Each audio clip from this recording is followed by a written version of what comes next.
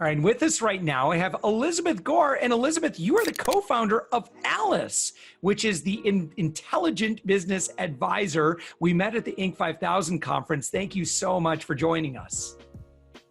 Oh, it's such a pleasure, Josh. We're excited to be here, and anyone who helps small business owners launch and grow, we are there with them in unity. What was the inception for Hello Alice? Or it's just Alice, right? It's on the web at Hello Alice. So I always like to call it that, but it's just Alice. Yeah. Or I'll just say helloalice.com. Our goal is to help small business owners launch and grow. And the exciting thing in America right now is there's 560,000 small businesses launching per month. And if that doesn't get anyone excited, I don't know what would. And we really believe that anyone with an entrepreneurial spirit should have equal access to business services, to funding, to networks, to mentorship. So we launched Alice very specifically as a social enterprise to be free for owners to leverage their first 3 to 5 years in their business as they're making key fundamental choices. And when we launched, we said we would ensure that women, people of color, our U.S. veterans are getting, equal playing time in a sense with these business services, which we're happy that we've certainly kept that commitment. Tell me why that's important to you. Sure. So, one is it's the best economic bet. So, as a capitalist, when what I call the new majority of business owners, so collectively, again, women, people of color, U.S. veterans, veterans with disabilities, the LGBTQ plus community, when the majority of them get equal access to capital and resources, they tend to equally perform or outperform their white male counterparts. And to me, that is a really good bet that will boost our economy, create jobs. I think it's critical. So at Alice, of course, we're open to all owners, but we just wanted to reach further to ensure that our software is really equalizing the playing field for who we think are some of the most talented folks. And I'll include folks in smaller markets in that. Small towns like where I grew up are really important to our economy. And so how are we ensuring business owners in second, third, and fourth tier markets are also getting support? Yeah. And so tell kind of, if you could, for someone who's not really familiar with how Alice works, can you kind of explain it? Sure. So at Alice, we built it on top of a machine learning platform. So when you log on to helloalice.com, we ask you a series of questions: your stage of growth, physical location, your industry, what are your pain points, what do you need? And then we also ask your gender, ethnicity, are you a veteran? And because of knowing that data, we're able to mine the exact resources that you need in that moment. So instead of doing a huge broad search, we're saying, okay, if you are a electrician in Detroit, in XYZ neighborhood, your needs are probably very different than if you're a baker in San Antonio. And then if you're a U.S. veteran, I come from a veteran family, we want to be able to find you all the discounts that are available to you, the lower interest loans, and so on. So we're really getting as granular as possible for our owners. And then sometimes, most of our owners, I know I am, are very time poor. So also helping with, here's what step you should do next and the best use of your time is generally where we find is one of the most important things that we do. Wow. So right now, as a military veteran, I shouldn't be doing this, but I've been signing up as we've been talking, just like one click and just got all registered. And so then the process now is I'm just going through a series of questions. So how would you classify your business? What is your basic needs right now? I'm looking to grow my business. So this is kind of cool. So once I get registered, what are the services that I'm going to have access to, or help me understand the support that I actually get? Sure. I think of it as two tracks that are equally as important. One is guiding you through processes. So if you're a brand new business owner, you have to register your business with the state. You have to have a website. You have to pay your taxes. So you have legal needs. You have to have internet. You have to have cloud at this point in your business. So we literally take you step by step through those processes. So hey, I need to create a website. Here's 3 options that you can use. Here's how much time it should take. If you choose to outsource, here's the direction. If you choose to do it yourself, here's the time it'll take. So we literally take you step by step. If you're a company that's been around for 5 years, maybe you're going after a line of credit or you're going after a bank loan for the first time. We're literally going to take you step by step through those processes. On the flip side, we really mine as many opportunities as we can. Again, most of us don't have time to consistently search for opportunities. So on your dashboard, we will always be having, hey, there's a pitch competition. Hey, there's a new no interest loan if you're a Black female founder. There is an event down the street from you for those who are having private wealth businesses. So we are constantly mining opportunities as well as networks. Have you joined the Chamber of Commerce? Have you thought of joining Bunker Labs for Veterans? So either we're guiding you specifically through a step, or we're consistently pushing opportunities to you as a business owner. Wow. So we should probably talk about this after we record this interview. Of course. Are you familiar with the Military Influencer Conference? I am, actually, and they're one of our resources on Alice, which is really exciting. Oh, great. Oh, good. Yeah. I was hoping you and Cortez knew each other, because that's an event that I've been very involved in since before the inception. Great. Yeah. And we need, that's the thing, exactly what you just did. There's every opportunity on Alice to tell us, because there's no way for us to know everything of, hey, Alice, have you heard of this resource, this network? Or, hey, this resource did not work for me, is sometimes equally as important. Is there opportunity, and what does that look like for businesses that say, a portion, what we are committed to, our mission, our purpose, our values is that, that we're constantly finding ways to provide aspects of our business pro bono, at least, mentoring, and we're committed to that. How does someone like that get involved?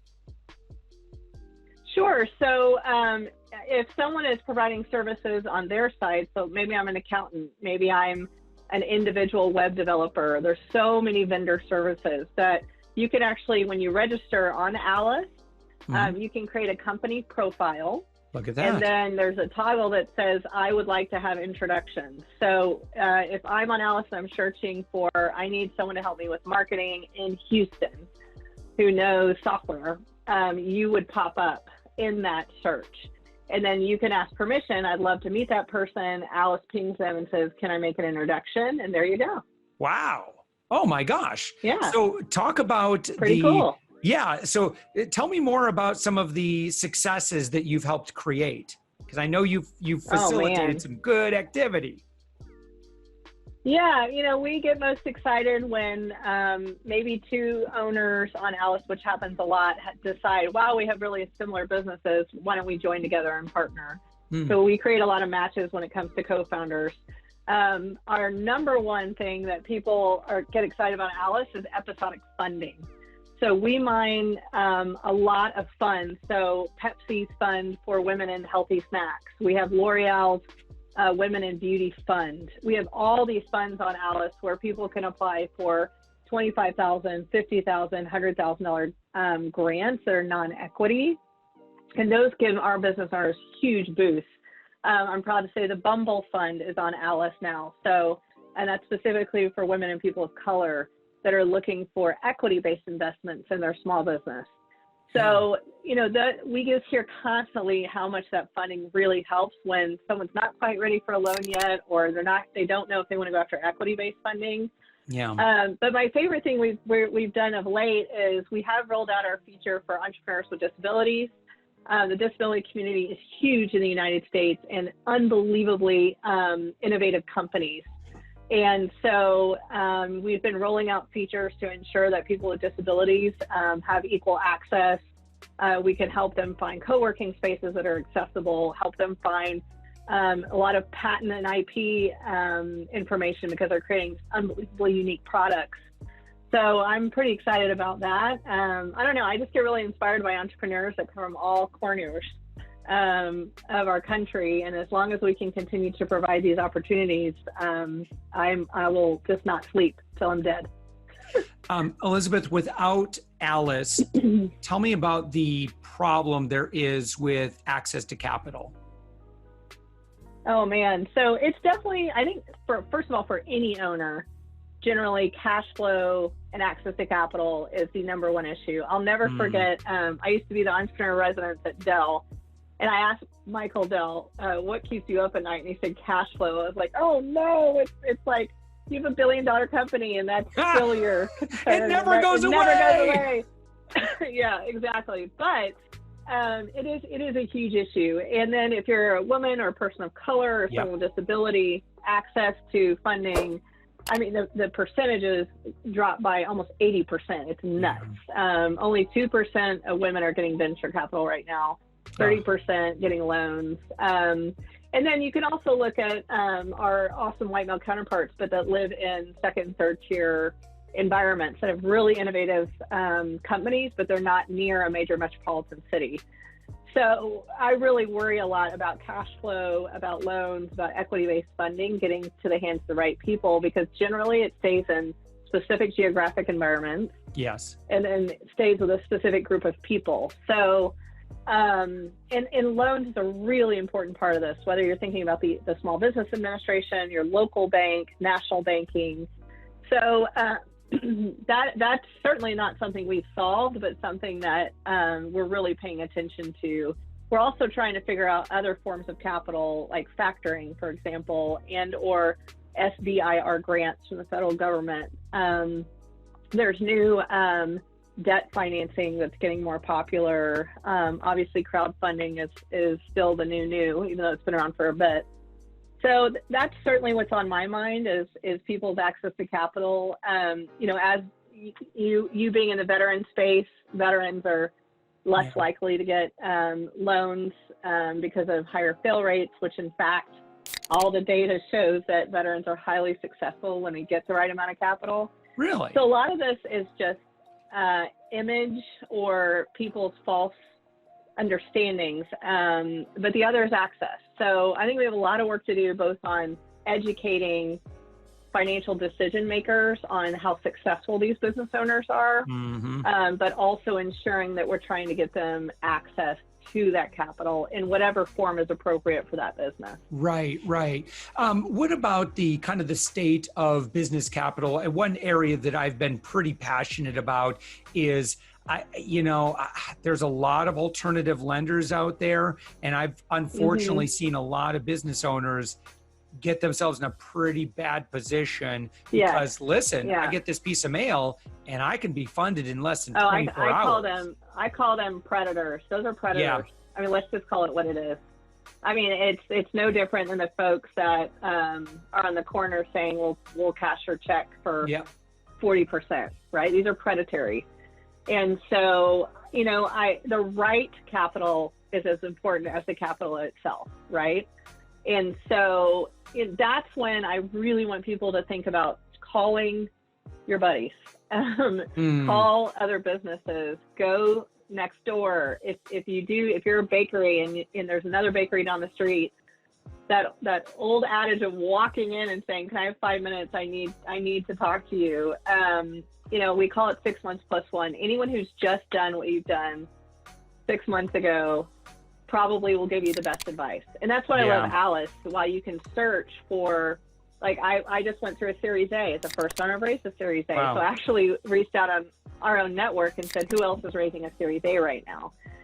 So whether that's through Alice or frankly just within your own network, or go to your Chamber of Commerce. Every single town in America has a Chamber of Commerce. And say, is this a reputable, lender or bank or financial institution? If it sounds too good to be true, it probably is. And the other thing I tell folks is, even though it just pains me to pay legal fees, find you a lawyer and pay that fee and have them review your documents. It will save you so much money in the long term that it certainly equals out in the end. And so with Alice, then, I guess the kind of the vision for the future, explain that, share that. Sure. So our vision is to, frankly, to show the profitability and success of new majority owners. Mm. So if I'm an enterprise business service, or I'm a government agency, or I'm a venture capitalist, that I am really going after different markets, smaller towns, people of color. I'm investing in the thousands of U.S. veterans coming home right now. And that is not just the right thing to do, but it is a profitable venture for your business. To me, that is the kind of apex objective. For us internally, we want to help, we have a goal of helping 6 million owners. We set that goal 3 years ago. We're on track to do that. And we have a big thermometer in the wall that we mark once a month, saying how many owners we've helped. And it's really important to us. Wow. And so again, just to make sure I understand, so if I register for Alice and I'm open to mentoring opportunities, how do I wave my hand and say, yeah, if you need help, just message me, or that's all kind of built in? It is. So on your profile page, it says create your profile, there's a really overt button on the top right that says I'm open to introductions. Oh, and so we make it as simple as humanly possible. And then we have a lot of communities in Alice. On the top right navigation, if you click on communities, there are these communities that very organically crop up, like Black female founders or the whole city of Omaha. So you can also get into these communities where people are more of a collective mentorship, chatting, posting ideas. There's a community for businesses impacting climate change. There's veterans, military spouse communities. It's kind of neat that folks can create those and really support each other. There's industry specific. They're all over the map, but they're super engaging, which is exciting. This is fantastic. All right. So again, this is all on helloalice.com. And so Elizabeth, this has been fantastic. Thank you so much for joining us. And is there anything else? Josh.